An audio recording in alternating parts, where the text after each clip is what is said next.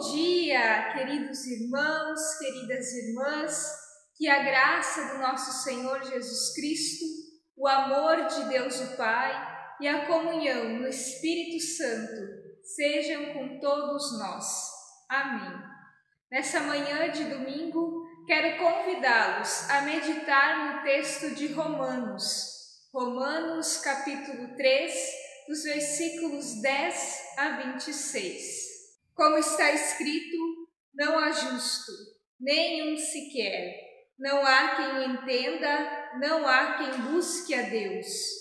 Todos se extraviaram, a uma se fizeram inúteis. Não há quem faça o bem, não há nenhum sequer. A garganta deles é sepulcro aberto. Com a língua urdem engano, veneno de víbora está em seus lábios. A boca eles a têm cheia de maldição e de amargura. São os seus pés velozes para derramar sangue. Nos seus caminhos há destruição e miséria. Desconheceram o caminho da paz. Não há temor de Deus diante de seus olhos. Ora, sabemos que tudo o que a lei diz, aos que vivem na lei o diz, para que se cale toda a boca e todo o mundo seja culpável perante Deus, visto que ninguém será justificado diante dele por obras da lei, em razão de que pela lei vem pleno conhecimento do pecado. Mas agora, sem lei, se manifestou a justiça de Deus, testemunhada pela lei e pelos profetas, justiça de Deus mediante a fé em Jesus Cristo, para todos e sobre todos os que creem, porque não há distinção, pois todos pecaram e carecem da glória de Deus, sendo justificados gratuitamente por sua graça, mediante a redenção que há em Cristo Jesus, a quem Deus propôs no seu sangue, como propiciação, mediante a fé, para manifestar a sua justiça, por ter Deus, na sua tolerância, deixado impunes os pecados anteriormente cometidos, tendo em vista a manifestação da sua justiça no poder presente, para ele mesmo ser justo e o justificador daquele que tem fé em Jesus. Até aqui, palavra do Senhor. Nós estamos já há mais de um ano enfrentando uma pandemia. Como sabemos, ainda agora, depois de um ano, ela se mostra ainda mais forte. E isso inevitavelmente nos leva a perguntar: por quê? Por que essa pandemia um dia começou? Por que ela não vai embora? Ela é, afinal, um castigo de Deus? Lembro que no ano passado surgiram muitas reflexões, no sentido de que depois de sairmos da pandemia, nos tornaríamos pessoas melhores. Outras, inclusive, afirmando ser o próprio Deus que enviou a pandemia, para que aprendêssemos a buscá-lo e reconhecê-lo como Deus. Fato é que a pandemia ainda não foi embora e ainda estamos sofrendo as consequências por conta dela. Eu não creio de modo algum que a pandemia acontece como um castigo de Deus. Creio antes que ela acontece como consequência da irresponsabilidade humana. O texto que lemos de Romanos fala que todos pecaram e carecem da glória de Deus. O que esse texto bíblico nos ensina é que todo ser humano é pecador. Bom, isso todos sabemos, mas para compreendermos melhor o que significa isso, vamos olhar para a origem do pecado. Como é que o pecado entra no mundo? A Bíblia busca nos trazer uma explicação a partir do Gênesis. Ela relata que Adão e Eva são iludidos por Satanás, a acreditarem que Deus não era bom, que Deus estaria os enganando, dizendo que não poderiam comer do fruto, que ele queria guardar o fruto somente para ele. O pecado acontece quando o ser humano duvida da bondade de Deus e quer ele mesmo se tornar o seu Deus, agindo, sendo guiado por sua própria vontade e não a vontade de Deus para ele. O que Adão e Eva fazem é dizer que eles não precisam de Deus. O que mais importa para eles é não ficar na dúvida de porventura estarem sendo privados de algum tipo de prazer. É por isso que eles comem o fruto, ainda que Deus os tenha alertado de que comendo do fruto morreriam. Assim como lemos em Gênesis 16 a 17. E o Senhor Deus lhe deu essa ordem: de toda a árvore do jardim comerás livremente, mas da árvore do conhecimento do bem e do mal não comerás, porque do dia em que dela comeres, certamente morrerás. Eles escolheram desconfiar de Deus. Preferiram a morte do que confiar em Deus. Preferiram acabar com a dúvida de se o fruto lhes traria privilégios do que confiar na palavra do Senhor que havia lhes dito que traria tão somente morte. Queridos, certamente, se a pandemia está aí, não é pela vontade de Deus, mas pelo desejo irrefreado do ser humano de ter prazer, sem se importar com as consequências de tão somente seguir suas vontades, seus desejos. O que fica muito claro nessa época, em que mesmo havendo uma orientação de evitar aglomerações, as pessoas priorizam o seu prazer, indo a praias lotadas, festas clandestinas, shows, sem ter o devido cuidado com a sua própria vida e a vida de outras pessoas. É muito fácil culpar a Deus pela pandemia, enquanto o ser humano segue sendo irresponsável. Queridos, Deus nos concede o livre-arbítrio, concede o direito de tomarmos escolhas.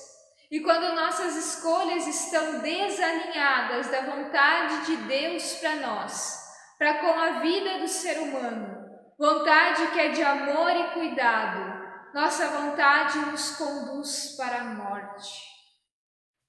Prazer fora de Deus conduz para a morte.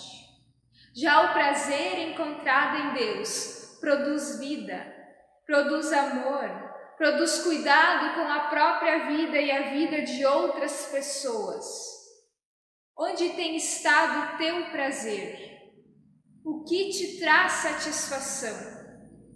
Meus irmãos, a boa notícia que a palavra de Deus nos traz, que esse texto de Romanos nos traz, é que apesar de sermos pessoas pecadoras, que se importam mais em se satisfazerem do que cumprirem com a vontade de Deus para com suas vidas, é que cremos em um Deus que apesar disso continua sendo bom, continua sendo amável para conosco.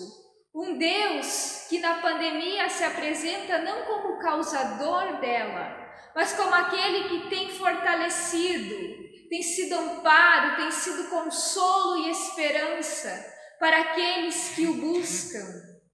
Nosso Deus, amados irmãos, não é aquele que causa a pandemia e permanece nos céus indiferente à dor humana, mas é aquele que se compadece, é aquele que se faz ser humano e morre numa cruz para nos conceder a salvação. Nós estamos em tempo de Quaresma, tempo que de modo especial nós refletimos sobre a morte e ressurreição de Jesus.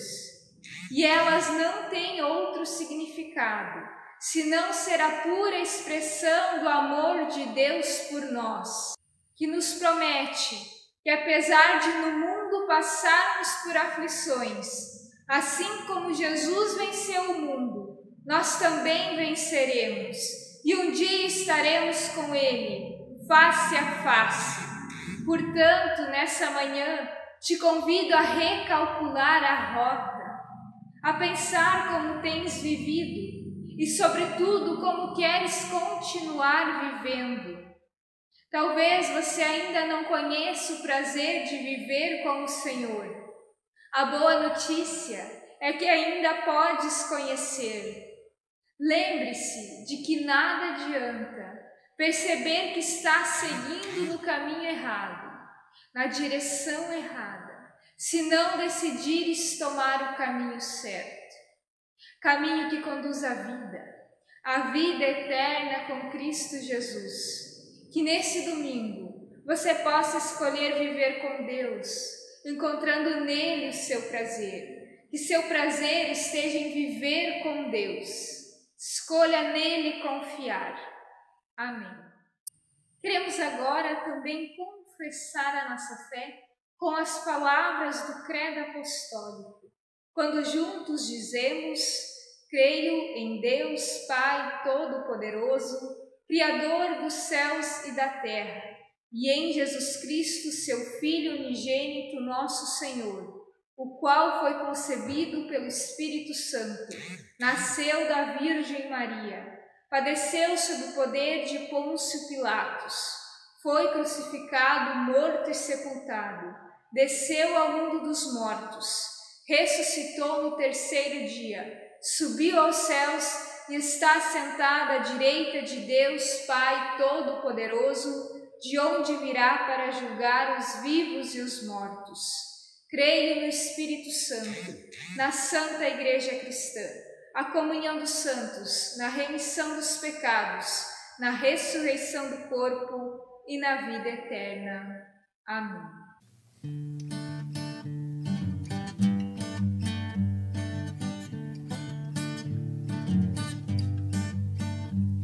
Fazer tua vontade, seguir as tuas pegadas, é o pão de cada dia para nós.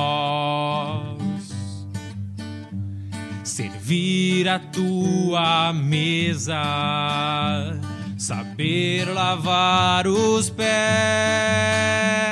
cantando de alegria a ti, Senhor. Como tu fizeste, Senhor, nós queremos fazer tua vontade, ó Pai, transforma em nosso querer tua vontade. Como tu fizeste, Senhor, nós queremos fazer tua vontade, ó Pai, transforma em nosso querer tua vontade.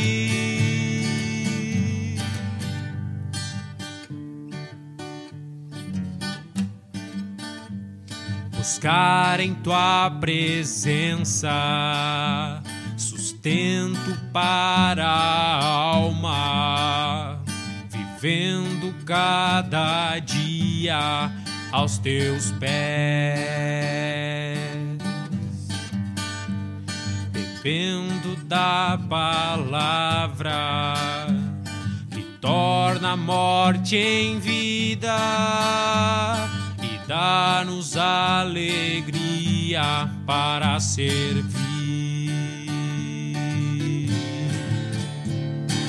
Como tu fizeste, Senhor, nós queremos fazer tua vontade, ó Pai, transforma em nosso querer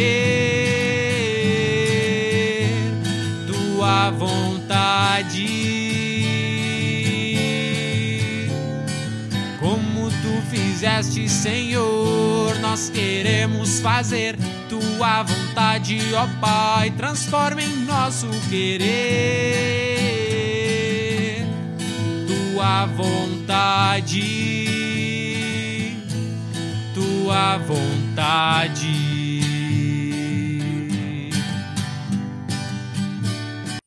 Oremos. Senhor Deus, nós nós te louvamos, te agradecemos pelas nossas vidas.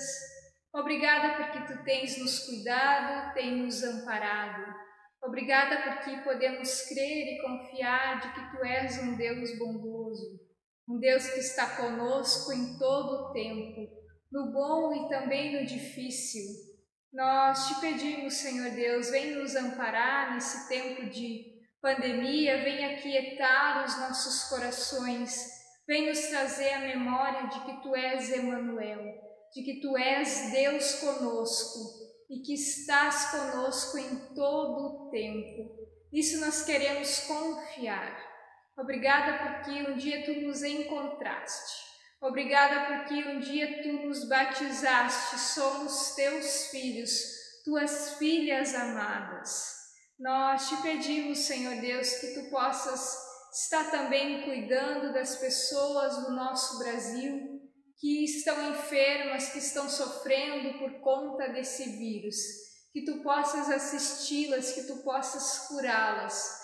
Nós te clamamos, Deus, que tu possas estar com essas pessoas, possa visitá-las com o teu Espírito Santo, que tu possas estar com aquelas que também agora nos vêm à memória. Tudo entregamos a ti, ó Deus, entregamos nossas vidas em tuas mãos, as confiamos em ti, na certeza de que tu nos cuidarás.